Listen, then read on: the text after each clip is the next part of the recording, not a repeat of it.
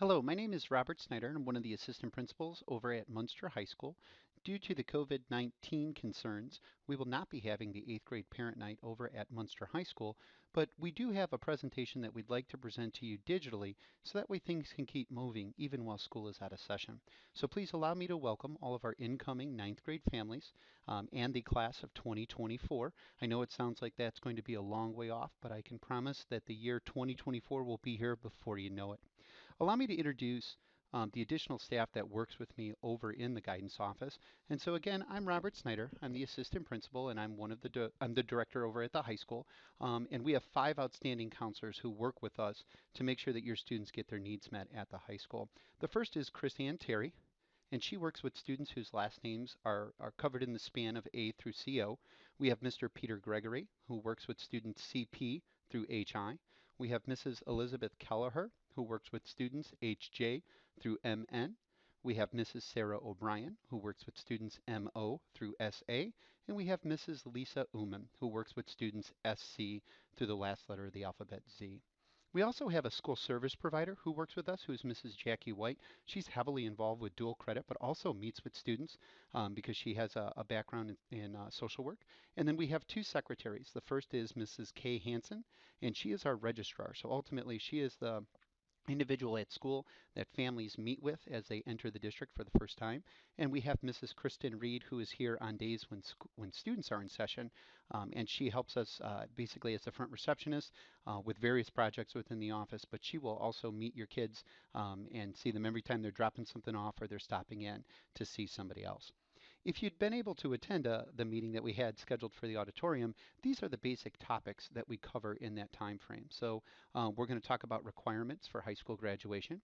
We're going to talk about choosing classes for the 9th grade, what a typical school day at Munster High School looks like, extracurricular activities, summer reading requirements, health requirements for high school entry, summer school options, and then the registration process in general. So then let's move forward and talk a little bit about the structure of high school. So the school year at the high school is divided into 2 semesters. One semester is going to run from the start of school, generally in August, up until winter break, okay, which happens about the end of December. And then once we return from winter break in January, our spring semester is going to run from January until the end of the year, which is usually May or June, depending on exactly when we get started for the school year. In each semester, students enroll in classes, and those classes for that semester are worth a credit. So if I enroll in English 9, which is a year-long class, I'm going to receive 1 credit for the first semester, and then I'm going to receive another credit for the second semester. Other classes are just semester long, like something like a modern world history or an ancient world history. So I'm going to enroll in ancient world history, and I'm going to get that 1 credit for the semester, and I'm going to take another semester long class in the second part of the year, which a lot of times is like modern. So a lot of kids will pair up ancient and modern, but it could be something else entirely. But each class that you take that's credit bearing is worth a credit. They get stored on your transcript and factored into your GPA. Credits that, or courses rather, that don't count for credit are study hall and student aid periods. Since you're not really completing any curriculum standards in a study hall, it's hard to issue students a credit for study hall. Now, students are welcome to enroll in study halls, and they can be very helpful to make sure that kids are on top of their coursework and they have plenty of opportunity to study, especially if they're going to be involved in extracurricular activities or athletics. So there is nothing wrong, and we'll probably say this a couple times throughout the course of the presentation, there is nothing wrong with taking a study hall during each semester of high school. It bounces back to who is your student, what would help your student to feel more comfortable here, and what would help your student to be the most successful. But there's nothing wrong with students taking a study hall each semester for the entire high school experience. Some other kids will try to take just a study hall in the first semester. Say they participate in football or soccer, and they know that that part of the year is going to be really busy for them. So they might see that we might see that they enroll in a study hall during that period of time, or maybe they're in baseball and they would think that a spring study hall would be better for them. It is important. This is not like perhaps when kids are much, much younger in school, and if they're struggling in something, they tend to move them forward to the next grade and continue to work with them. Here at the high school, you really do have to pass your classes. You have to hit a score of 60%, which is a D minus, in order to earn credit for a class. And obviously, you want kids to earn grades that are higher then 60%. But you do have to pass classes, and then certain courses, it's really important to pass them because they keep your options open for the next course in the sequence. So again, it is very important for students to get good grades and to pass their classes to earn their credits so that they can have a successful high school experience. If students do not pass core academic classes, English 9, algebra, biology, earth space science, then we've got to look at some kind of way for them to recover those classes. Some of those classes are offered in summer school, and we always recommend that if you pulled up short in a class and you did not earn the credit for it, that you enroll in summer school so that you get that course taken care of, you get it out of the way, and you're able to move on in sequencing. That's very important, especially in math. If not, the conversation that we have to have is then about re-enrolling in that class during the next semester or the following school year to make sure that you have all of your requirements squared away. A document that we have included in the course selection guide is the 4-year plan sheet. And while some of you guys may feel a little bit intimidated about picking classes just for ninth grade year, please understand that this is not a bad strategy to employ. If you go through the course guide and you see, oh my, there are all these courses and I don't know when I'm going to take them or how I'm going to get them all to fit, once you start penciling in what your freshman or your sophomore, your junior, your senior year is going to look like, it shows you how these things are going to fit. Maybe that helps you to make a decision about whether or not you're going to take a study hall. Okay? No student who fills out a 4-year plan sheet prior to entering the high school is ever going to be held to the 4-year plan sheet that they develop. Instead, this is just a good place to kind of start as a starting point for kids about the classes that they would like to work in there. And again, I would encourage everybody to do it in pencil because we always have the opportunity to move things around or to pull things out as their interests and their academic focus changes perhaps over the next 4 years. Okay, but the course selection guide is listed on the website. That's also going to be included in the email. That is a great color-coded document, and within there we have a 4-year plan sheet, and that's a great document just to pull out in pencil what you might be interested in doing over the course of 4 years. In Indiana, we have a couple different diplomas. So the standard diploma that the state of Indiana wants every student in high school to graduate with at a minimum is the Core 40 diploma. Okay, Core 40 diploma, its probably most interesting or distinguished characteristic or feature is that it requires 3 years of math. All right, so students need to complete Algebra 1, Geometry, and Algebra 2. Um, the Core 40 diploma will also open up opportunities for students to attend colleges such as Purdue Northwest right here, as well as IUN, which is also very close to us. So students who attend those satellite campuses, their entry requirement is generally a Core 40. The next diploma that's worth talking about 55 to 60 some percent of our students achieve this diploma, is the Core 40 with academic honors. With this diploma, you are absolutely eligible to apply to larger 4-year schools. So you'd be talking about maybe an IU Bloomington, might be talking about Purdue West Lafayette. Those are really popular schools for our students to attend. Again, in-state tuition rates are always helpful as college costs are high. And the academic honors diploma includes that students have to maintain a certain grade point average. They have to earn 7 additional credits on top of the Core 40. They need 4 years of math, and they do need to have a world language component. Another diploma is the Core 40 with technical honors, and this is more specifically for kids who fall into 2 different camps. One are students who go and attend the Area Career Center over in Hammond during their junior and senior years. The programming there aligns to the Core 40 with technical honors. The other one is for students who have completed the PLTW pre-engineering sequence. So this might have started even when your student was in 8th grade over at Wilbur Wright with IED. But then again, students can also start by taking PLTW IED as a freshman here at the high school. The last diploma that the state allows us to issue is what we call the general diploma or the MHS diploma, and this is kind of a basic high school diploma. If in order for students to opt into a general diploma, they have to opt out of the Core 40 diploma. And again, the state really pushes and encourages that students leave high school with a Core 40 diploma, regardless of what they're going to do after high school. The general diploma, its feature that is probably the most distinguishing is that students only have to have 2 years of math, although they are required to take science or a quantitative reasoning class in their later years of high school. Students tend to wind up on a general diploma when they've experienced some academic difficulty throughout their high school experience. So again, we are generally going to always promote with your students the Core 40 because that's what the DOE would like us to do, or the academic honors or technical honors diplomas. And again, about 60% of students in a given year or a given cohort are going to graduate with an academic honors diploma from Munster High School, which is quite an accomplishment. So let's look at those diploma requirements with a little bit more detail, okay?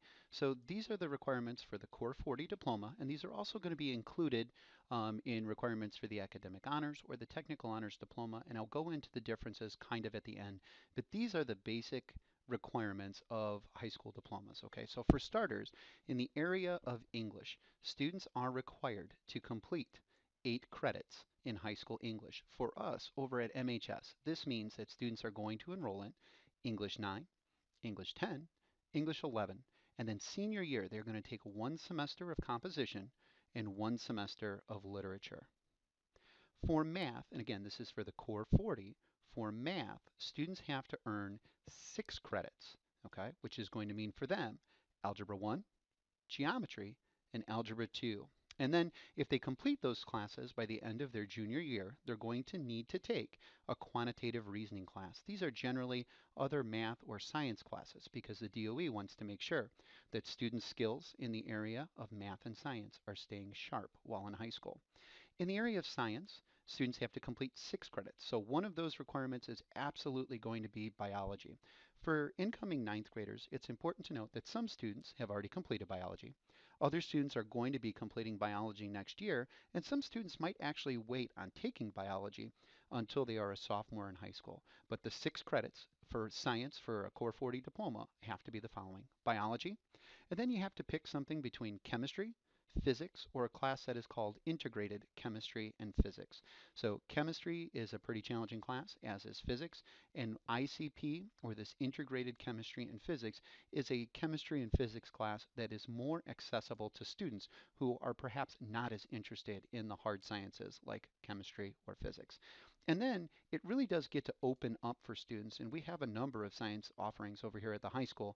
Students would just need to pick 2 additional science classes. And so as long as you complete another year of something, that would be completely fine. Or if you pair together a couple of semester classes that we have, that would be fine as well. Some students will be encouraged to start the high school with earth space science because it's a little less reading intensive than is a biology class. And so again, some students are not going to take biology until their sophomore year. Other students are going to be entering and starting in chemistry. If your student did biology already, whether that was at St. Tom's or it was at Wilbur Wright, then please understand that the next course in the sequence or the next course in academic planning is the one that we would want to look at for your student. If your student took a class like Algebra 1 or biology in 8th grade, regardless of whatever school that was in, and you don't feel comfortable in their ability or their skill set within that, it is okay for students to repeat those classes during their freshman year over here at Munster High School. So sometimes students will have algebra exposure, but parents and students just don't feel that they're very confident or very comfortable in what they know in the continuum of algebra, so they will come to the high school and they will repeat algebra. It's not viewed as a bad thing. By all means, if I'm a college and I'm reviewing that on a student's transcript and it says, hey, they took algebra as an 8th grader and then they also retook it as a freshman in high school, the only thing they're looking to see is that your student did well with it, especially while they were in high school. I will talk to a little bit about the math sequence. The math sequence can be challenging and really challenging for a number of students here at the high school, especially as students move up into Algebra 2 or pre-calculus or the calculus courses. So if you think your student did not maybe get the world's greatest foundation in Algebra 1, or it's just a set of skills that they're not totally comfortable with yet, then it's okay for students to repeat Algebra 1 as a freshman. It's not viewed negatively by colleges or any outside entity. And I would say the same thing about biology, especially if you have a student who's interested in going into life science as some type of a college degree. If they did biology and maybe they'd want to redo that at the high school, knowing that they're going to take a course like AP Biology down the road, then that is accessible and it's possible for them to do. That's a great thing to talk to your school counselor about. And again, at the end of the presentation, we'll make sure that you know who each of your counselors are. And if you have those types of questions, we want you to email those counselors directly and they can give you some guidance as it pertains to your individual student. Moving on with the requirements, for social studies, students are required to complete 6 credits of social studies. For most students here at the high school, that is going to be 1 semester of ancient world history and 1 semester of modern world history. It does not matter which order you take these two classes in. A lot of students think that, oh, well, ancient history must have come before modern history, so we absolutely need to take ancient before we enroll in modern, and that's not really the case. They are two standalone courses. They're going to cover topics in history and events in history, and you're not at any disadvantage if you enroll in modern or ancient first. So if you want to look at those course descriptions in the course description guide, um, you might have a choice or a preference over which one you take first. And then the other thing that's going to happen is we do have to make sure that we get students into their classes. So it might just work out to where some students take modern first and ancient second, or ancient first and modern second. And again, they are at no disadvantage for doing so. One is not prerequisite to the other. During their junior year, all students will take U.S. history. That is a requirement. And you can take U.S. history or you can take AP U.S. history, or what the students call APUSH. And then during senior year, students are required to take government, and if you're looking for a Core 40 diploma or higher, economics. Okay, so again, ancient world history, modern world history. Students usually take care of those during their freshman year, although some of them, if they're really involved, like in choir, orchestra, or band, will defer one of them or both of them to sophomore year, or they'll look at taking those in summer school. But you're going to take ancient and modern sometime within your first 2 years of high school generally. You're going to take U.S. history during your junior year, and during your senior year, you're going to enroll in government and econ. Physical education is required, so students have to take 2 semesters, 2 credits of PE to be eligible for a diploma. A lot of students, especially kids who are new to the district, will enroll in PE1 over the summer. So PE1 is a summer school option, but PE2 is not. So it's not uncommon for students to take PE1 and maybe ancient or modern over the course of summer. And then when they enroll in the school year, they just take PE semester 2 during the school year. But ultimately, you have to have 2 credits in physical education. During your sophomore year, students are going to enroll in health and wellness, and this is a big sophomore class. This is also a class that students will take frequently in summer school, either before or after their sophomore year, to create space for other things, again, like band, choir, orchestra, just other electives that they're interested in. And students are also required to complete preparing for college and careers, and this is an interesting class. So some students are going to enroll in this as a freshman because that's where it's going to fit into their schedule. By sophomore year, we try to have every student completed with the preparing for college and careers requirement. So the course is kind of how it sounds. It's going to be an exploration course, and students are going to be looking at interest inventories and trying to figure out what they want to do after in high school. There's also a financial literacy component that is tied to the class that is a DOE requirement, and that is why we make sure that every student has preparing for college and careers on their transcript. Students are also required to take elective classes. So there are courses that are called direct electives, and these are classes in the area of like world languages, fine arts, and career and technical education. Students have to have 5 credits. So if you're looking to go for the academic honors diploma, you have to have world language on there. If you're looking to do a core 40, which has no specific world language requirement, it's important to bear in mind that if you are looking to be a college-bound student, most colleges like to see a minimum of 2 years of world language experience at the high school. Right now, the most common world language in the high school is Spanish. Other courses like fine arts, this would be your music, your visual arts classes. You need to have 5 of those directed electives. And again, it's from the bank of world languages to fine arts to career and technical education. Career and technical education could be something along the lines of attending the Career Center your junior and senior year of high school. It could also be doing things like PLTW in the Intro to Engineering Design course sequence. So that's going to start with IED, Intro to Engineering Design, and then those courses progress up as students stay with it. So, but you'd have to have 5 of those classes as well. This is not difficult for students to complete in their time while they are in high school. Students then get to kind of call just 5 other electives that are going to be part of their diploma. And generally, even though this is saying that you have to have 40 credits, understand that the majority of students who graduate from high school are graduating with in excess of 48 credits or 50 some credits. So students tend to complete quite a few credits between summer school and between taking full course loads over the course of 4 years here at the high school. That's the basic rundown of a Core 40 diploma. If we jump that up to that academic honors diploma, and this is again about 60%, 55 to 60% of the population here at the high school, depending on the cohort, that Core 40 diploma usually hosts about 35% of our student population, and the general is about 5%. But these are the additional requirements that you have to complete if you are looking to get the academic honors diploma. So the first one right off the bat is that you need 2 additional years of math. And when you're going for an academic honors diploma, this would mean that you could even use math credits that are from 8th grade. So you can have algebra on there, geometry, algebra 2, and pre-calculus. If you complete math in addition to pre-calculus, those are just bonus math credits, but you have met then the math requirement for the Core 40 with academic honors. You have to have 6 to 8 credits in world language as well. And what we see students do is usually one of two things with this. They will do 3 years of a given language. So you can start with a language like Spanish, and you can go Spanish 1, Spanish 2, Spanish 3, and you are now done and you have met your world language requirements. Or you can do what we call 2 and 2. You could do something like Spanish 1 and Spanish 2, and then transition over and do French 1 and French 2, and that's how you would get 8 credits, okay? Or American Sign Language 1 and American Sign Language 2.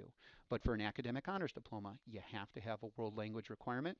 And if you are looking to go for the academic honors diploma, when you're going to fill out that scheduling sheet for your 9th grade student, we want to make sure that you include a world language on there. You need to have 2 additional fine arts credits. This is generally not hard or difficult or challenging for students to complete because they're involved in something like choir or ceramics or intro to 2D art, something along those lines that we can include. The theater arts classes count as well. Students have to earn a C minus or above in all classes that will count toward the diploma, and they have to have a cumulative GPA. That's the GPA that is factored off of all of the coursework that they complete of at least a 3.0, which is a B average. And at the end, their total is going to be 47 credits, which again is not difficult for students to achieve here at the high school. So these are all additional requirements for the academic honors diploma. These are not required for the Core 40, but they are required for the academic honors diploma. Additional requirements that have to be completed for the academic honors diploma is one of these following options that we have listed here in this chart, okay? So they have to earn 4 credits in 2 or more AP courses and take the AP exam. So AP is Advanced Placement. It's sponsored by College Board.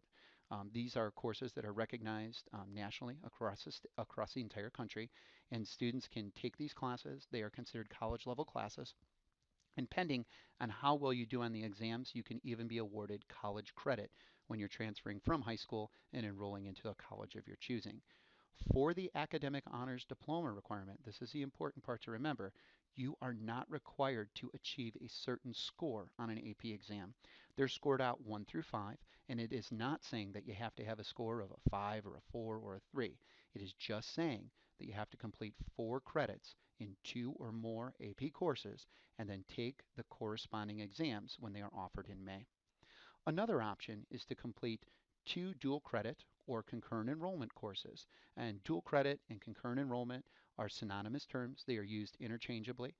But basically, if you were to take something like English 11, which right now is offered for dual credit, or if you were to take advanced speech, which is also offered for dual credit, each of those classes is worth 3 credits. So when we say that you have to have 2 classes completed and that you need 6 credits, each one of those classes is worth 3 credits, so you only need 2 classes. Each class being worth 3 credits, you get to that total of 6 college credits pretty quickly. Okay. The other thing you can do is you can blend up AP and dual credit. So you just have to have 2 AP credits and exams and 1 dual credit concurrent enrollment course. So if you don't do option A, or you do a little bit of option A and a little bit of option B, that's where you're at with option C for that. Okay. You can also have scores on the SAT or the ACT. So if you have a 1250 combined English reading writing score and math score on the SAT, that would count. Or if you have a 26 or higher on the ACT composite score and you've completed a writing section, those would count as well. Looking at the technical honors diploma, you're required to do everything that is necessary for a Core 40, plus you have to have a cumulative GPA of 3.0 or higher. You have to have no grade lower than a C minus counting towards your diploma, 47 credits, and then a pathway designated industry-based certification or credential or pathway dual credits from the approved dual credit list, resulting in 6 transcripted college credits. So this is what we were talking about earlier. This is really where the technical honors diploma is different than the academic honors diploma because students will earn those pathway dual credits if they go to the Career Center and if they work there for their junior and senior years in a field that is particularly interesting to them. Or again, if they're here and they're doing the IED program, the PLTW engineering program, and starting with IED, DE, CEA, any one of those three classes any one of three of those four classes would result in dual credits, and that's how you would complete that last requirement. Okay, and then students also have to um, score a minimum score on an AccuPlacer test, which can be administered here or at like an Ivy Tech community college, and meet a single other requirement of the academic honors diploma.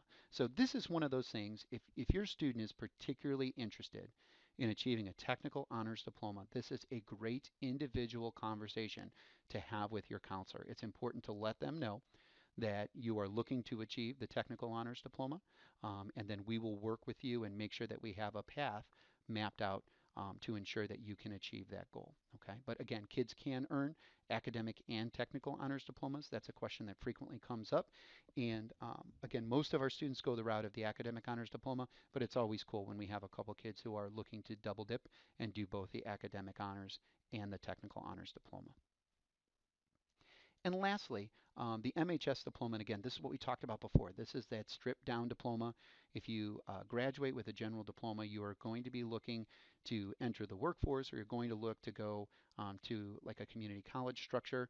Again, for us in the state of Indiana, Ivy Tech is a great partner for that. Vincennes University is also another frequently used partner for students who graduate on a general diploma, or because of our location and how close we are to Illinois, something like a South Suburban college would be a great place for kids to go if they're completing this. And here you can see the differences. So right off the get-go, English stays the same. You're getting 4 years of English no matter what diploma you are going for.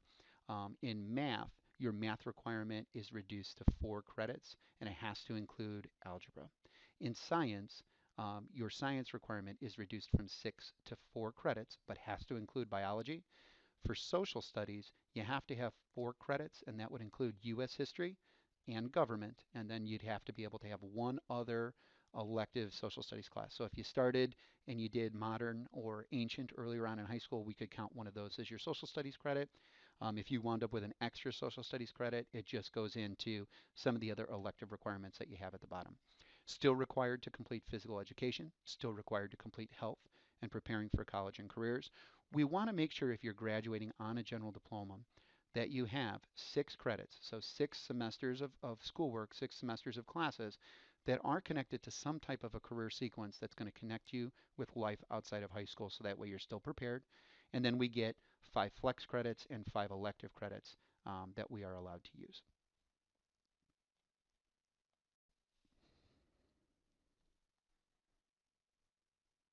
So that wraps up the majority of the diploma requirements that we would see for high school students. There's one thing I'd really like to emphasize with all of you. If you notice, you'll hear us talking a lot about the Core 40 diploma or the Academic Honors Diploma. And the reason that we do that is the state of Indiana really wants all students to pursue a Core 40 diploma. They absolutely want students to accomplish that or to achieve that as a goal. And if students, for whatever reason, are unable to accomplish the Core 40, then there is an opt-out process where we are going to sit and meet with families and we're going to talk about outcomes after high school and what would be in the best interest of that student. So we're not trying to artificially push a goal or an objective on a family or on a student, but we are doing what the DOE is asking us to do, which is to make sure that students are prepared upon leaving high school for whatever their next step in life is going to be. Starting with this year's freshman class, the DOE also added a couple of additional requirements, and this is what falls under the Graduation Pathway Initiative. All right, so I would like to talk to you guys for a few moments here now about the Graduation Pathways Diploma and the additional requirements that all high school students across the state of Indiana are going to need to complete. So when we talk about graduation pathways, we're talking about 3 basic requirements that we frequently refer to as boxes or buckets. Okay, so the first box is going to be the high school diploma. The second box is called employability skills, and the third box is called post-secondary-ready competencies. Okay, so students are going to need to have a check mark in each of these boxes. When we talk about box 1, All right, all students have to complete a diploma. This hasn't changed since high schools have been around. Just like you yourselves had to complete a diploma, all students, including yours, are going to have to complete a high school diploma. So this could be the MHS General Diploma. This could be a Core 40 diploma. This could be an academic honors or a technical honors diploma. But all students must achieve a diploma to check off box 1 for themselves. When it comes to box 2, these are what we call the employability skills, and there are really two ways that students can demonstrate these. The first is participation in a club, sport, co-curricular or extracurricular activity, and the second way is going to be through employment. So right now we think we have about 65 to 75% of students involved in clubs, sports, co-curricular activities here at the high school. Some of these are very time intensive, like especially if you're involved in something like athletics, and then others are a little bit more casual, where maybe you have like one meeting a month. For students who are invested in one of those activities for 75 hours or more in a given school year, they will absolutely knock out their box 2 requirement. For students who are maybe involved in something that doesn't require 75 hours, and that's just not the way that activity is sponsored, what they're able to do is stack their involvement in that activity or in multiple activities so that they achieve 8 points total. And those 8 points are equal to about 75 hours or more of participation. These are going to be verified by coaches, club sponsors. In most instances, those are staff members here at the high school. But students are going to have to do the tracking, and we do have a tracking document that we will make sure that students get and they will be able to use.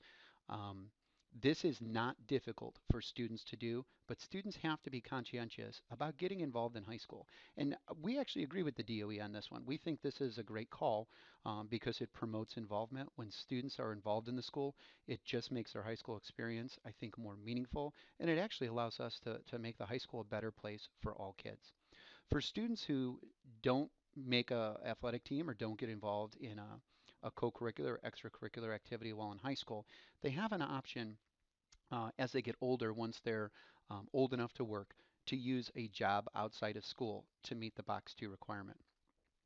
So if you are working bagging groceries at Jewel, or if you're at one of our local fast food restaurants, or if you're working even for the town of Munster in the summer, reffing, coaching, doing things like that, you still have to amass about 75 hours. Okay, so we're looking for 75 hours or more participation, and then we would just need your employer to verify that. Okay, so if that's the town of Munster, if that's Jewel, if that's Strax, it doesn't matter where you choose to be employed. It's just a matter that you would have to complete 75 hours. Obviously, we don't want students to do that within a week, but over the course of working a job for 6 months or over summer vacation or over even like spring break or winter break, students can accomplish that.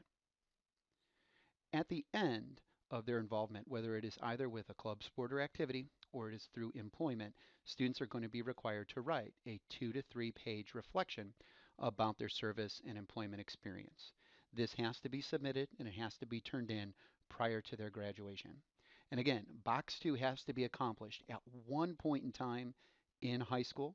If we need to, we can stack activities and hours to make sure that kids get to the required component that they need to be able to demonstrate box 2.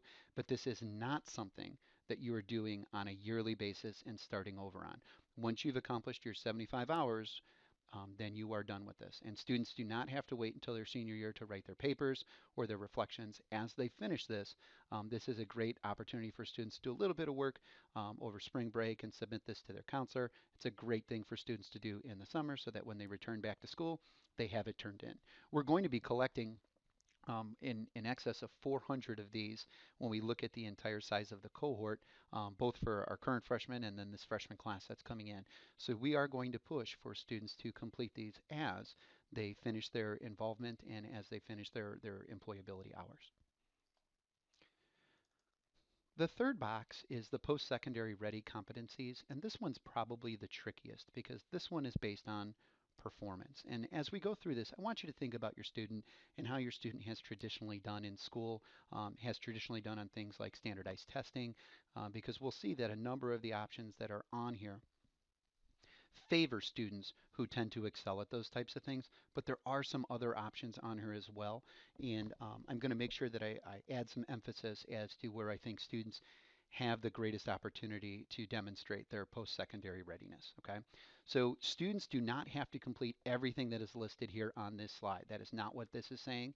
It is saying that they must complete one of the following options that are listed here. So the first one would be earning an academic honors diploma. And as I've told you a couple times, about 60% of students here at the high school are going to earn an academic honors diploma.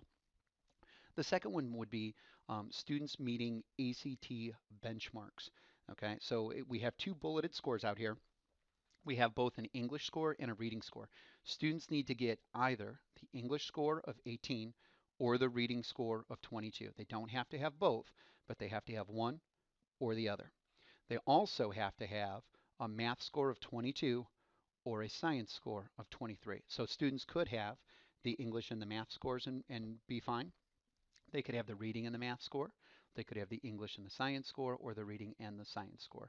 They don't have to have all four. They just have to have one from this line and one from this line in order to use the ACT for their post-secondary ready competency. What I'd like to point out is that these are benchmark scores, and there's going to be a whole bunch of kids who are able to accomplish this, but this is not necessarily going to be a route or a path for all students, because you have to take a test and you have to be able to perform at least this well on that test. For the SAT, they've done something similar. When it comes to English, you would need to have a score of 480, which is about the 53rd percentile on the test. Okay, so English, you'd have to have a 480, and in math, you have to have a 530, which is the 69th percentile. So if you go to use the SAT for a box 3 competency, you have to have both the English and the math. For ACT, you got to pick a little bit from column A and something from column B. Okay, and you can cross those scores or you can stack them up, but you got to have one from this line and one from this line. When it comes to the SAT, you have to have both of those scores. Another test that's on the suite of assessments is the ASVAB, and this is the test that's issued by the military. Couple disclaimers. If your student takes an ASVAB in the high school, that does not enlist your student in the military. It doesn't necessarily even say to the military that your student is looking to be contacted. If that's the case, we need to know that so that we can connect them with recruiters and we can facilitate that process and we can absolutely help them with that. But the ASVAB cut score is a 31, and this 31 score is much more accessible than are the scores on the ACT or the SAT. So we can have students who have not traditionally done well on an ACT or an SAT do quite well on an ASVAB assessment. So as students go into their junior year, we will select students and let them know that they are going to be taking an ASVAB assessment. Again, this does not enlist them in the military. They are allowed, however, to use those scores for enlistment in the military if that's something that they are interested in doing. The next option is the state and industry recognized credential or certification. These are frequently completed over at the ACC. Students earning these credentials or certifications um, are better prepared to transition from what they're doing in high school or what they're doing at the ACC into a career field. Okay, so you could be in culinary, you can be in automotive, you could also be in the realm of like computer programming. There are a bunch of programs that the ACC offers, and they are also all included in the course selection guide. So I'm encouraging people to look at that as you're picking out courses or working out that 4-year plan. But those things do not open up to students until they are a junior in high school. So for your junior and senior year, you potentially can go over there and do this. There are not programs at present in the high school that would qualify for this. This is really a very narrow list that the state sponsors, and over at the ACC is the way to accomplish it. A quick plug for the ACC, the Area Career Center, which is situated over in Hammond. We have students from all of the neighboring and surrounding schools who wind up attending classes there either in a morning session or an afternoon session. Munster participates in an afternoon session. So you spend a half day at the high school, you eat lunch here, and then you transition over to the ACC where you get to work in a dedicated area, whether it's dental assisting or if you're in collision repair or automotive technology. There's a program for nursing. There's stuff for computers. There is much. There is a lot of programming, and there's much that you can accomplish and get exposure to over at the ACC, especially if that is of a particular interest. Welding is again another field that kids who go over there, welding, construction, they absolutely enjoy it. It's more of a return to When we look at like high school structures and people talk about taking some shop class and things like that, while we can't all offer those things in our individual high schools, the ACC allows us to partner with other area high schools and our kids go over there and they have a great experience. The kids who go to the ACC absolutely love it. And as your student goes into his sophomore year, they do an open house and our students will have an opportunity to go there and do a field trip. We encourage everybody who is remotely interested to go over there and check out the programming because if there's something there that you're really interested in, then that's the win. We want all high school students to kind of find their path while they are in high school, okay? But those industry recognized credentials or certifications are going to come through the ACC. Some programs over at the ACC are tied to an apprenticeship. So if you're part of a particular program where that happens, we are allowed to use that. The other thing is being a career and technical education concentrator. So if you really want to stay here at the high school and you want to be what they call a CTE concentrator, the programs that you would have at your disposal would be the PLTW engineering program. Okay, so completing 3 courses in that 4 course sequence. Or we are going to have a program pathway here in business. So being able to complete the 3 classes that are required within the business sequence. And what's nice about these options. So the credentials or the certifications, sometimes there are assessments tied to that, other times not. The apprenticeship, sometimes there's an assessment they'd want someone to pass, but other times not. When you're talking about being a concentrator, there's no assessment attached to that. So students can do that without having to take a test or pass a test. And then the other one that we would have here that's worth examining, because we have a lot of students who take AP classes, but earning a C or higher in at least 3 AP courses. And notice there is no mention of taking the AP exam, but a C or higher in 3 AP courses. If I can summarize graduation pathways in maybe 2 really large bullet points, they would be this. We want every student to become involved in something here at the high school. Okay, so we want kids involved in clubs, sports, and other activities. If students do that during their freshman and their sophomore years, then they can complete that box 2 option and not have to worry about it when they're in their junior or senior year and they're worried about applying to colleges or they're worried about finding employment opportunities, enlisting in the military, etc. If students have traditionally not excelled on things like standardized testing, let's consider the Area Career Center as an option for students to complete that Box 3 piece. Again, our kids who are at the ACC absolutely love it, and they are a great partner for Munster High School, and they work really hard to make sure that all of our students are graduation pathway compliant, and they will help us to square away those requirements for students.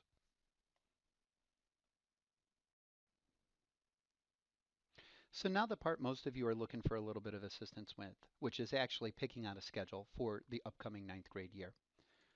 One of the most useful documents that you can get your hands on right now is the course selection guide, and this is something that we're going to email out to you.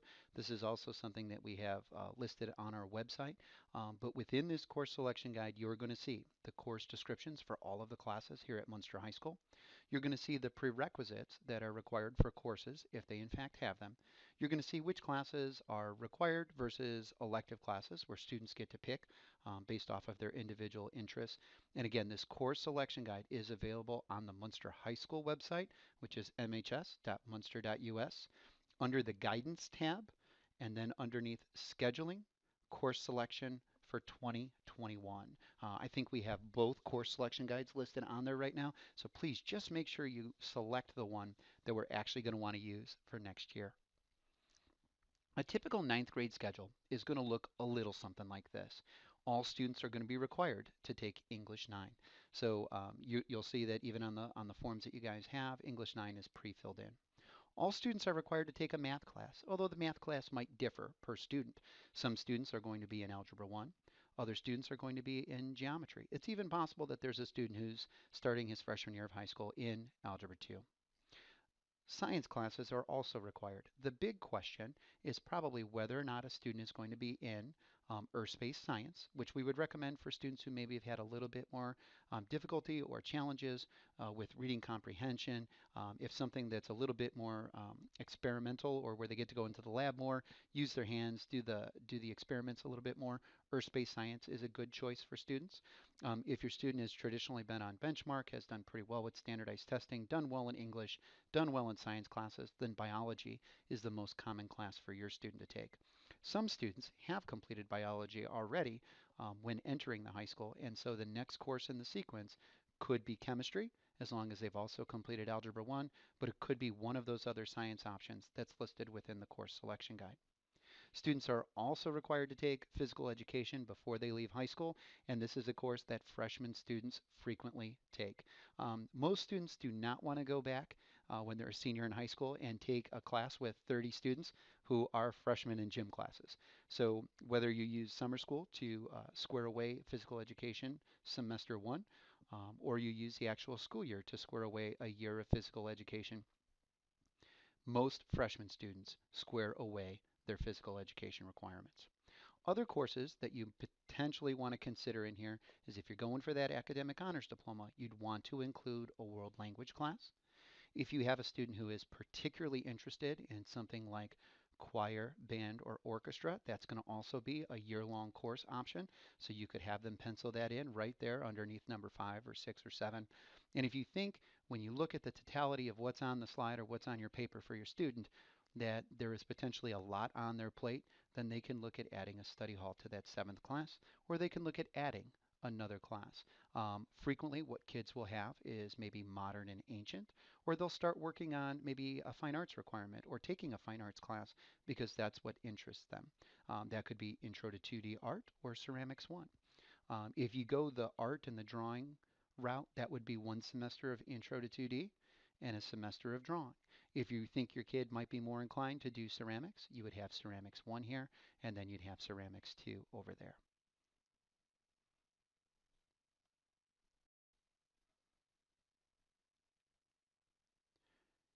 If while in middle school your student completed biology but did not complete algebra, then your science class would probably need to be something along the lines of a life science class. So we could look at PLTW, or we could look at one of the life science electives like a botany or human genetics or something along those lines.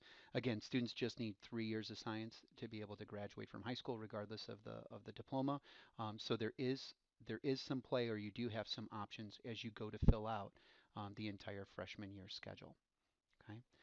Questions that people frequently ask in picking out classes is, do I have to take a world language class in ninth grade? And it all depends what your goal is outside of high school. All right. So for starters, if you're shooting for an academic honors diploma, we know you have to have a language um, we know you have to have years of language completed to meet that requirement. So at a minimum, you would have to start that during your sophomore year. So sophomore year would be in Spanish 1, Spanish 2 your junior year, and Spanish 3 your senior year. If you're really interested in languages and you want to try to fit two of them in, you could also look to do Spanish 1 and 2, freshman and sophomore year, and then transitioning over to like French or ASL for your junior and senior years. If you are looking to attend a four-year college or university, they generally want to see 2 years, a minimum of 2 years of world language somewhere on your transcript. If you've had a history of doing pretty well in English language arts, if you've had a good grasp of grammar or reading comprehension, then world language classes are absolutely up your alley, and they're something that you should continue to explore. And understand that world language classes, as they progress through, are going to get to be a little bit more challenging. So while Spanish 1 and Spanish 2 might be more accessible for everyone, by the time you get to that third level of Spanish, it's going to get a little bit more challenging. So if you look at your student and you know right now that your student would do better maybe taking two levels of two different languages, then that's something you want to factor in while you're picking out classes for your student right now as a ninth grader. All right, but if we're looking for college, if we're looking for an academic honors diploma, please do remember that world language is in fact required. The next question that I think we get very frequently is about study halls. And I've said this earlier in the presentation, and I'm going to say this again now. Study halls can be very helpful and beneficial to students, especially if they are very involved, if they are engaged in athletics, if they're engaged in co-curricular activities. If your student is particularly involved with your church, any of those things that are going to be time intensive and maybe steal students away from schoolwork a little bit here or there, study halls can come back and give kids the opportunity to work through some of the requirements, to study a little bit, just to review material on a day-to-day basis so that they're more prepared for class. Okay? Understand that study hall is non-credit bearing since you're not covering coursework. Independent or initial coursework, there is no credit that's associated with that. Okay. And again, students can take 4 years of study halls if that is particularly useful for them.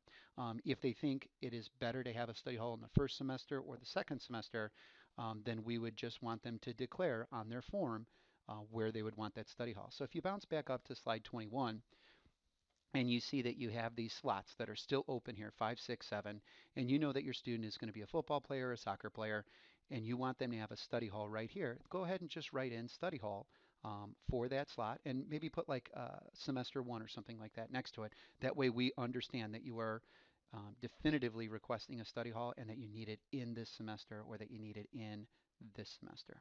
Okay? But there is absolutely nothing wrong with students taking study halls during high school, and they can take them for each of the 4 years that they are here.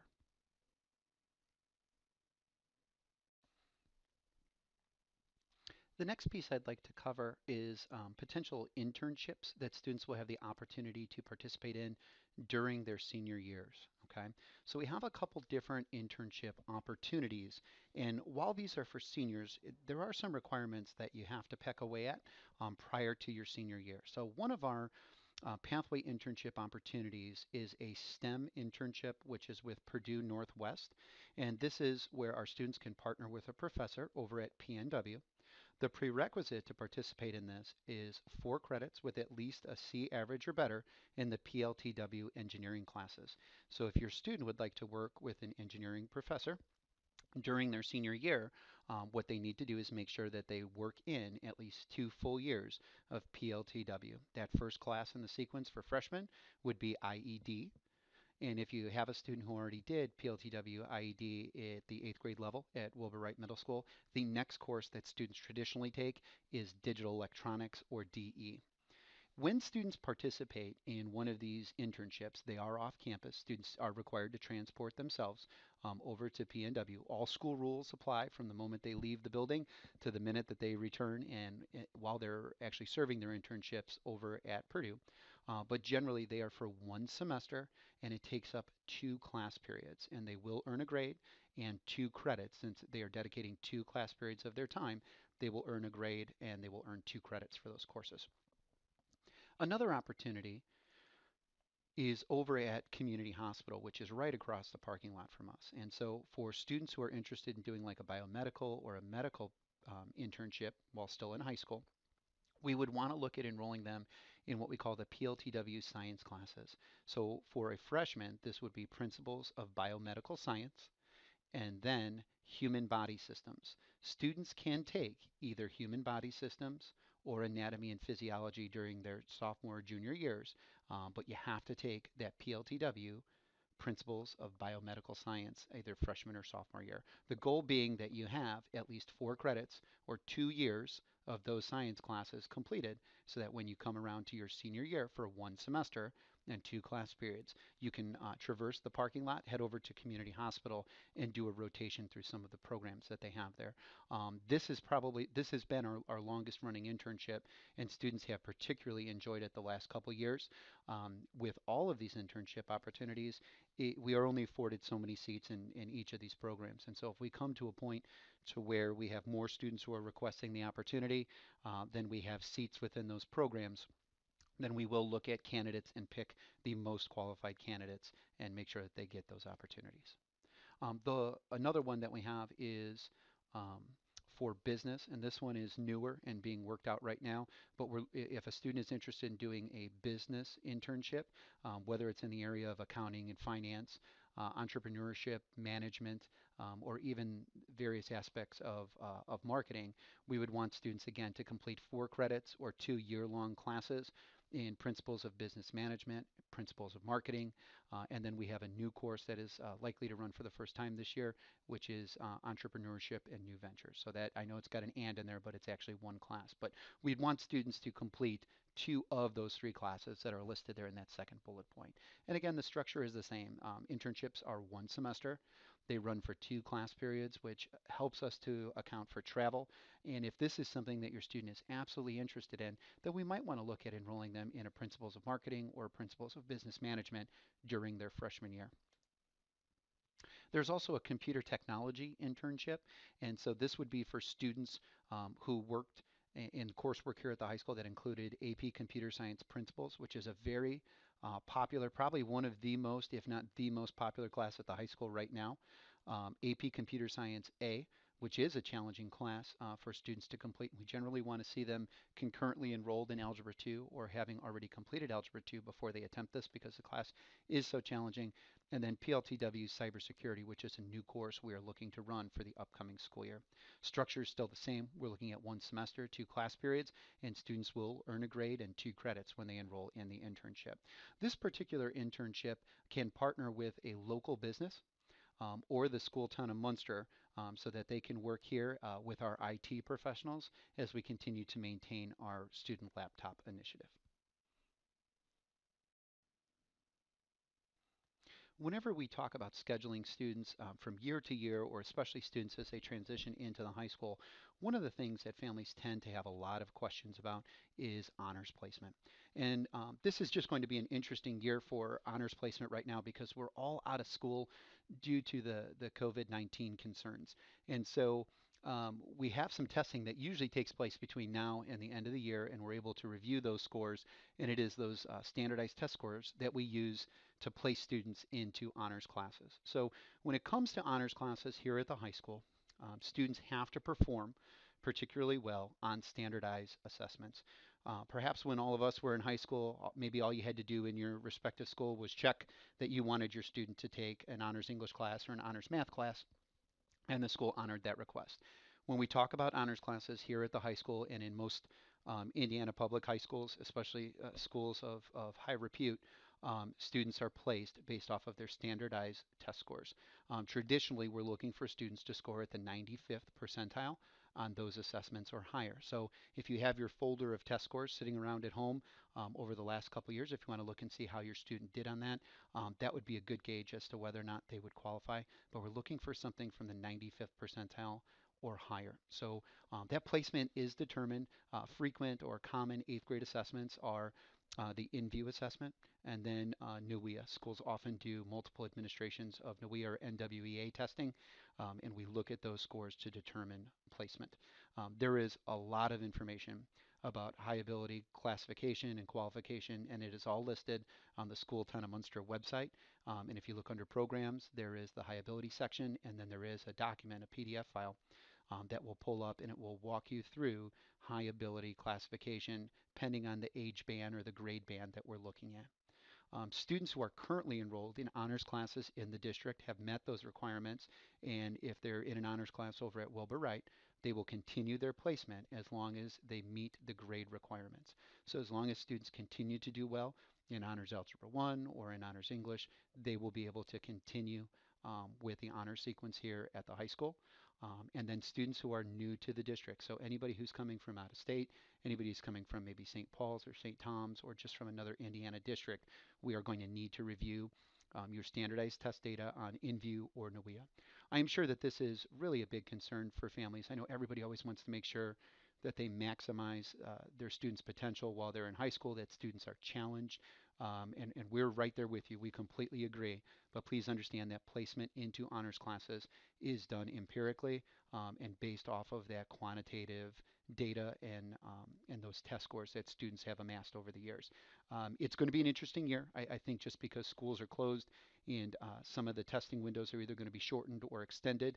We have to circle back around to this concept and this topic when we get back into school so that we can figure out how best to place and qualify kids for those honors classes. For right now, if you want to write on your scheduling sheet that your student is very interested in honors classes, you can go ahead and do that. Just please understand that we have to have the test data to back it up before we just enroll a student in an honors class. Um, Traditionally, what we have done is we have sent out notification at the end of the school year so that all students and parents know where their students will be enrolled by way of honors English classes or honors math classes, honors science classes. That process may all be a little bit delayed this year, again, just because of COVID-19. Um, our counselors, once they find out that a student has received um, the go-ahead to be enrolled into an honors classes, will adjust the requests in our information system, which is PowerSchool, and then that will ensure that the students are scheduled into those classes over the summer and that they're good to go when school resumes back in August for the following year.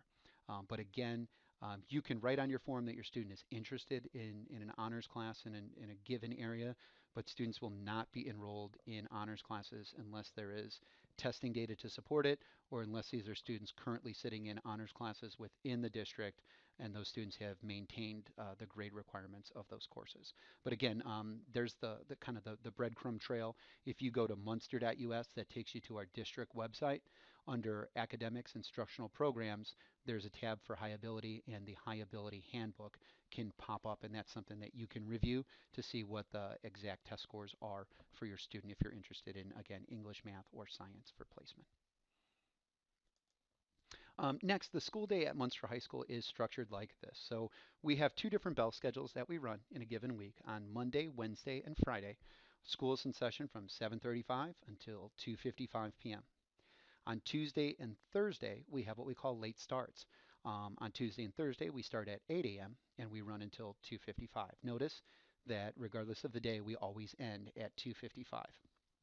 On Tuesday and Thursday mornings, we have meetings. So on the Tuesday morning meeting schedule, that's what we call contact time, which means that students can come and meet with their teachers from 7:30, 7:25, somewhere in there, right up until 8 o'clock to get some extra assistance or help. This is kind of like office hours on a college campus. The goal here being that students who maybe didn't understand something really well the day before or are struggling or maybe they missed a quiz, they can come in and make that stuff up, and it doesn't take away from the rest of their school day. On Thursday mornings, the Munster High School faculty and staff will have PD, and so they are not available to meet with students on Thursday mornings. But on Tuesday mornings, we absolutely want to see your students here, just like it's a regular school day, and we want to see them get the help that they need to just continue to help them be successful here at the high school. We offer 7 classes and a lunch. Sometimes people ask, hey, is my student required to take a lunch? And the answer to that question is yes. So the largest number of classes you can enlist your student in is 7. Again, you could do 6 classes in a study hall if that's what you want to do, but the largest number, the highest number of classes you can take is 7. Every student is going to have a lunch and what we call an MRT, which stands for Mustering Resource Time, and that is basically like a homeroom. And you're going to always go to lunch first, and then you report to your MRT or Mustang Resource Time for about 17 to 20 minutes on a given day. And that's just kind of like a half study hall, a mini homeroom where students can get some work done. They can check their email, they can follow the announcements, things along those lines. There are a couple of realities with the high school situation, and please allow me to preface this by saying we're not trying to be overly harsh or difficult to work with. That's not our goal at all. We are servicing over 1,500 students in a given year, um, and there are just some things that we cannot do fairly for all students. All right, so students may come in and say, "Hey, I would really like to have Mr. Snyder as my English teacher. My older brother had Mr. Snyder. They had a great relationship. We've been handing him Starbucks gift cards for the last 10 years with the various kids in our family who have rotated through. But it is tricky and it is a challenge to make sure that we get every student scheduled into the required classes that they need or the courses that they actually request. And so we cannot and will not change schedules based off of specific teacher requests. Again, I am sorry. I understand that people say that they just have a great relationship with somebody, but at the same time, it's just not possible for us to do that across the gamut of 1,500 students. Sometimes you might have a freshman English teacher during your first semester, and you might wind up with a different freshman English teacher during your second semester. Again, this is not a reason to request a schedule change or to have your schedule matched back up again. When you request semester classes, It has the potential to shuffle or shift your schedule a little bit. We also have some responsibilities to make sure that class sizes, lunches, things like that are all balanced here at school because we don't believe that it's a good learning environment when one class has 35 kids and another one has 17. So much like the airlines, we've got to make sure that we book our facilities appropriately. And sometimes that means that your students don't get to maintain the same teacher from semester to semester, and that's okay. As we're preparing kids to go into the real world, into the professional world, into onto college campuses, they have to understand that you're not always going to get to pick the person who's your supervisor or the person who you're working with, or that those folks might change throughout the course of an individual year. We cannot also place students in a class period during a specific part of a day. So sometimes students will say, well, I learn English better in the afternoon or math in the morning, or I really need to take PE last period because I sweat a lot. Please understand that we're trying to get over 400 kids in this incoming freshman class into all of their required classes. And there's no way to contact 400 people and to make sure that they have this schedule that just fits all of their personal desires about where classes would fall. So you're not allowed to request a specific teacher. You're not allowed to request a specific period where you would maybe take your math or your English class. And then the last one is that you're not allowed to request a specific lunch period. We are going to release schedules to students before school starts. So by the time registration rolls around, students are going to know what their specific lunch periods are. They are going to have time, and they are social media aficionados. They are going to have time to find other friends or other classmates that they've had over the years, or perhaps someone they met in summer school, so that they will have someone to eat lunch with. I know a lot of times kids want to make sure that their three closest friends and them are all at the same lunch table. We understand that. At the same time, and the same reason that we can't honor those other two requests, specific lunch periods are really hard to line up as well because our goal is to have about 500 kids in each lunch period and make sure that each kid can get through the lunch line in a reasonable amount of time and that they have plenty of time to eat and then matriculate back to class. Students can't necessarily request that a specific class is going to be in a specific semester, with the exception of study hall. So again, like we've talked about a couple times here, if your student's involved in something in the spring and they want a second semester study hall, we will try to work that in. It's going to take any other semester class that they have and bump that into the first semester so that way there is some kind of balance. Okay. Again, students can't request like a specific order where they're going to have classes or teachers. Some of these things just change. It's about accommodating all 1,500 kids, getting them what they need, at times getting them what they want as it pertains to taking the elective classes that they desire to take. But we just can't be so designer in their schedules to where they get to pick all of those factors. There's just not a way to do that for every student, and so it's just not fair no matter how you cut it. We do have a period of dropping or adding classes at the beginning of each semester, and that lasts 4 days. So if students sign up for a class and they go to it for the first 2 days and they're like, oh no, this is not for me, they can file a request with their counselor to come down and examine other classes. But we do ask families and students to be very conscientious while they are selecting their classes. That way we don't have to make too many changes at the beginning of the year. We build a new schedule each year that's based off of the requests that students and families file with us. And so while there is some wiggle room for students to change their schedules and to drop a class and to add a class, there is not just this tremendous amount of room where we have classes sitting half empty and things like that. That's just not the reality here at the high school. Also, no credit is earned for failing a class. So again, if a student doesn't do well in a class, we're going to push summer school. And if not in summer school or you cannot complete summer school or you attempt summer school and we don't find success there, then we've got to look at repeating that class in the subsequent or the following year. Okay, and you have to be passing classes in order to participate in clubs or sports here at the high school. And also, attendance is incredibly important here at the high school. We are here and we want to see your students absolutely every single day. When you miss a day, you know, it's like missing 7 different meetings and trying to play catch up. If students are sick or if they're ill, you know, we obviously want to work with them and help them to make sure that they get caught up. But at the same time, attendance is a critical part of learning and education.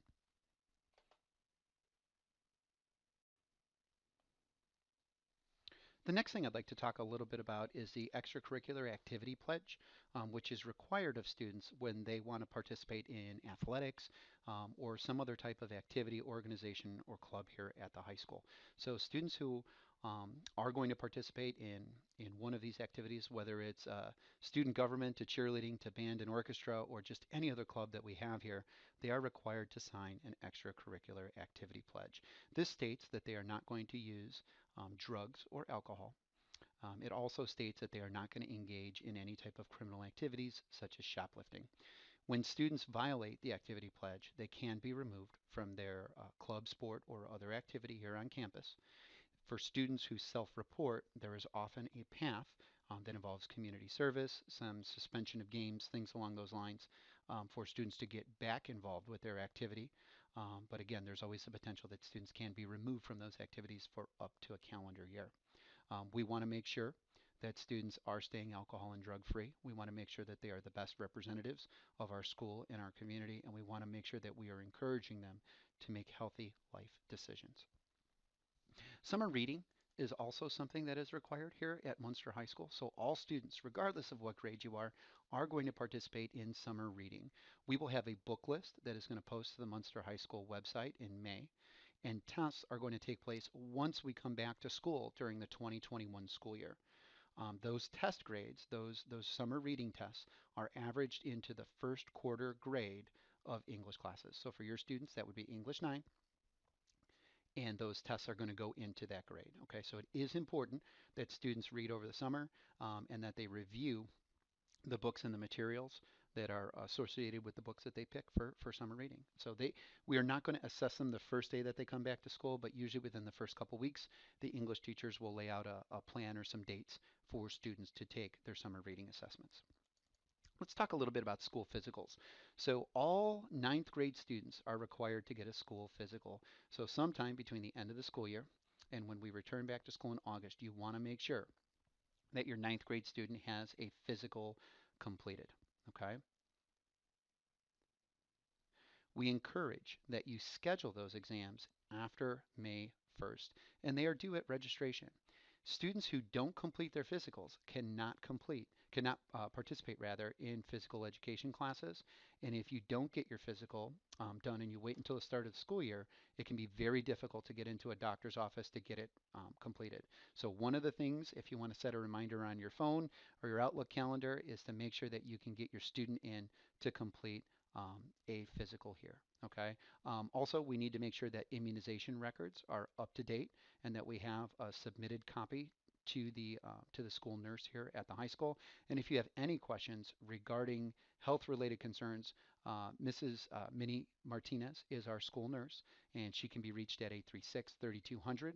Her extension is 3219, or her email address is listed here on the slide. Okay, so again, school physicals are important. We have to complete school physicals. We do not want to exclude students from school because they don't have updated immunizations, and we don't want to block them from participating in their gym classes, and participation is a requirement of that. So we want to make sure that they don't waste time and that they're able to participate, earn their gym credits, and have a successful start to the school year. One of the most important things I think I can say about physicals is that there are two different types of physicals. There is the school physical, which is required for a PE class. We want to make sure we have those immunization records there as well. And then the IHSAA has its own sports physical. Okay, so if you have a student who is going to participate in high school here and a student who's going to participate in sports, there are two physical forms that have to be completed. They can both be completed at the same doctor's appointment. Just make sure that you have both forms with you when you go in there. These are available on the Munster High School website. They're also available in the athletic office. So for right now, probably the best thing to do is to grab it off of the website because I know the buildings are closed, okay? But we want to make sure that we have those physicals on file. If your student is going to try out for a sport, we want to make sure that we have that IHSAA sports physical done prior to tryouts for the summer. We're going to be releasing some information soon about summer school. Traditionally, summer school signups would have been right after spring break. So that period of March 31st to about April 20th. And generally, we try to give everybody about a month to decide what it is that they want to do. We know that we're going to have to update some of this information as we respond to COVID-19. Okay, summer school is a great place to go if you have failed a class and you're looking to have a passing grade on your transcript. If you took a class and you didn't do particularly well in it, like you got a D or a D minus or a D plus, and you'd like to just have a higher grade on your transcript, that's also another reason to take summer school. Certain classes can be offered for students just to get ahead and to make space in that schedule for the bands, for the orchestras, for the PLTWs, for those other classes that your students may be very interested in taking. Summer school is only open Monday through Thursday, so all summer you do get 3-day weekends. So you have a chance if you need to leave town with your family or to go visit friends and relatives somewhere else. But we're then back on at school on Monday through Thursday. There is really strict attendance for summer school. Since it's condensed, students are not allowed to miss more than 2 days. Transportation is at the behest of the family, and often what we see for summer school is kids ride their bikes or they walk up here to school. All right. When we talk about freshman students participating in summer school, these are the three classes that they are most likely to enroll in. A lot of students take PE1 in the summer. It's a great opportunity to get to meet some kids who are coming into the district. It's a great chance to get familiarized with the building. The other two classes that kids will potentially enroll in are those ancient and modern world history classes because, again, it creates some space in your schedule to take some other classes or something that maybe is a little fun or maybe even that study hall we've talked about. Students can only take two classes in summer school. We've got two sessions. So there's a morning session that goes from 7:15 to 10:15 and kind of a mid-morning session that starts at 10:45 and runs to about 1:45. So students could pick two of the three classes that are listed before. You might think that your student does better waking up at 10 o'clock opposed to 7 o'clock for a class. But again, summer school schedules are a little tight. We don't just have extra classes running and things like that. So as we work out a schedule for summer school, that will place your student into a session one or a session two class. If they have two requests, we want to make sure that we can balance those out and that we have reasonable class sizes. So you don't get to pick when your student is waking up in the summer. Unfortunately, we get to pick when your student is waking up in the summer. But we just want to make sure that they have the opportunity to take the classes above all else. And even if they have to wake up at 7, they'll just wind up having a more productive summer. And then if I can give you just kind of a quick overview of what's going to happen during freshman year. So from the guidance office in September, all of our counselors are going to pull your freshman students down in small groups and we'll bring them into the guidance office. We'll show them how we can help them here on a day in, day out basis. We're going to make sure that at least in that small group, they know who their counselor is. They're able to ask questions. And we're going to review some basic school information. Some of the stuff we're talking about here today, but we're going to show them what transcripts look like. We're going to give them a pep talk, and we're going to let them know more than anything else that we are here to absolutely help them, and that's what we want to do. In October, all students in grades 8, 9, 10, and 11 are going to take the PSAT, and that's usually the second Wednesday in October, and so we are going to continue with that. The PSAT is a great tool. You can link it with Khan Academy, and you can get just endless, endless questions of practice and support as you prepare for those graduation requirements. As people go to talk about, well, like, how can I raise my SAT score? Taking the PSAT with seriousness and then linking those scores to Khan Academy is just an absolutely wonderful tool for students to use. College Board did a study a few years ago, and a couple of the conclusions that they've drawn are rather that pay for tutoring is actually on the decline because students are using Khan Academy and linking those scores and getting individualized practice that way. But the other thing is when students spend something like 6 to 9 to 18 hours working through Khan Academy, it doesn't have to be all at once. It can be spread out over the course of a year, but they can guarantee that student scores are going to actually rise on the SAT. It's a neat setup. It's a neat portal. It's easy for students to use. It meets them where they are at, and it helps them to reach where they want to go. And then in the second semester, after we come back from winter break, all of our counselors will individually meet with your students to help them pick out classes for their sophomore year. We have some deadlines, and some of this stuff is going to be subject to change as a result of COVID, but traditionally we were looking for the yellow MHS counseling course selection sheets to come in by Thursday, March 19th. We will contact you with some additional deadlines for that, but Wilbur Wright Middle School was going to be March 19th. For students joining us from St. Thomas More and St. Paul's, we were going to ask you guys to submit your sheets to your current school's main office by Thursday, March 19th. But at the same time, I think maybe the best thing for everyone to do is to simply email us those yellow course selection sheets as you guys have them completed. For students who are not coming from Wilbur Wright Middle School, students who are new to the district, enrollment gateway has to be completed, and that can be located at the, the district website. So that would be www.munster.us, and this is where you start entering in your personal information. Um, the next piece is going to be scheduling a physical visit with our registrar, Ms. Hanson, way back from the second slide of this presentation. And we're going to have to put a hold on those for right now while the school is not currently in session. At the beginning of next school year, we are going to have a new student freshman orientation. Um, we are going to give you a date as that gets solidified and as we get closer. Generally, what winds up happening is students are going to show up at about 4:15, and they are going to work with our Link Crew. Link Crew is a program where we pair upperclassmen with underclassmen students, and they're going to do a combination of activities in the field house here at the high school, and then they're going to transition into small groups with, again, upperclassmen to kind of walk them through their paces here at the high school. Okay, so again, we're going to have, we will get back to you, let you guys know when these major events are going to take place here at the high school. I know we're all kind of sitting on pins and needles a little bit with trying to keep everything moving. But even when we rotate back in August for the next school year, students are going to be coming in about 4:15, while parents and families are going to join us a little bit later. So if you want to drop your student off, go get a quick bite to eat, and then come back into the auditorium at 6:30. Our guidance crew, Mr. Wells, myself, we're all going to talk with you guys about what to expect with the upcoming school year. And then we try to make it so that students have the opportunity to come in and to walk their schedules, work their lockers, things like that, because we want the big day, that first day of school, to be absolutely successful for all students here at the high school. I've talked a little bit about contacting your individual counselor. So this is the basic presentation that you would have caught if you were able to come to the auditorium earlier this week. If you have questions that are really specific to your student's schedule for next year, enrolling in the school, things like that, I'd like to show you this chart that we have right here because if you have a student whose last name starts with a B, then Mrs. Terry is going to be your counselor. She's going to be your counselor for 4 years. And this is her email address right here.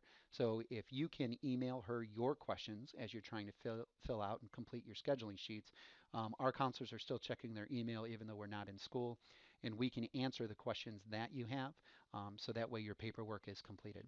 When your paperwork is completed, if you could either scan that in email to Miss Terry, or if you can even take a picture of it, like a really nice clean picture of it with your smartphone and upload that image, then we can use those to start plugging in requests for students. We're just in a really unique situation with school being closed and being closed for such a significant period of time that we're trying to come up with some workarounds on a daily basis just to keep everything moving. But again, these are those counselors that we mentioned very early on in the presentation. And down here, this is Mrs. Hanson, who is the registrar and the person that you would need to meet with for new to district families to make sure that you get registered in our system. I just want to thank everybody for hanging in there. I know that this is a long presentation. I'm sure it felt even longer watching it entirely digitally. You didn't get to see our faces. I tried to refrain from bad jokes or anything like that throughout the course of the process. Um, we really miss having the 8th grade parent night here at the high school because it's absolutely an opportunity for us to meet you guys face to face, for us to begin interacting with you, for us to be able to convey to you how excited we are about the upcoming school year, how much we care about your kids. And I hope throughout the course of this recording or this presentation that you're still able to glean some of that. Um, we have absolutely the best jobs in the world. We get to work with your students Munster is an incredibly unique place to be able to work. We have some of the most amazing students, amazing families. It's just an absolutely amazing community overall, and we enjoy being, one small part of that school town community. So I just want to thank you guys for your time, for your attention. I want to thank you in advance for your questions and more than anything for trusting us with your kids because it's a concern that we know you take very seriously and it's a responsibility that we absolutely cherish as well. So I'm Robert Snyder. I'm the assistant principal over here at Munster High School who works out of the guidance office. Thank you for your time, attention, and I hope that all of you have an absolutely Mustang day.